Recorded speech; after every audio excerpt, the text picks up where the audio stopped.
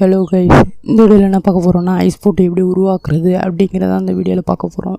Ice எடுத்து வைக்கிறதுக்குள்ளேயே உருகினுமே ice போட்டை உருவாக்க முடியுமா அப்படின்னு கேட்டிங்கன்னா கண்டிப்பாக உருவாக்க முடியும்.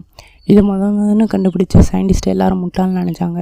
ஆனால் அதுக்கப்புறம் அந்த சயின்டிஸ்ட் எல்லாம் ஒத்துக்கிற ஒரே ஒரு விஷயம், ஐஸ் போட்டை உருவாக்கலாம், இதை போர்களுக்கெல்லாம் பயன்படுத்தலாம் அப்படிங்கிற அளவுக்கு ஒத்துக்கிறாங்க.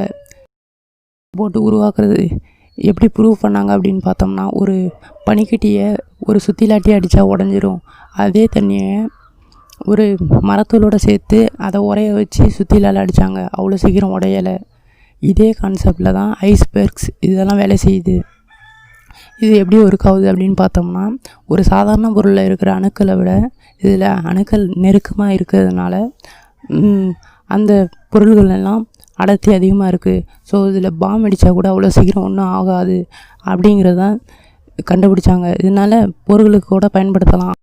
இதை பற்றி நீங்கள் என்ன நினைக்கிறீங்கன்னு கமெண்ட் பண்ணுங்கள். இந்த வீடியோ பிடிச்சிருந்துச்சின்னா லைக் பண்ணுங்கள். அப்புறம் வந்து இதே மாதிரி வீடியோ தொடர்ந்து பார்க்கணுன்னு நினச்சிங்கன்னா சப்ஸ்கிரைப் பண்ணுங்கள். அப்புறம் அந்த பெல் பட்டனை மறக்காமல் ப்ரெஸ் பண்ணுங்கள். Bye guys.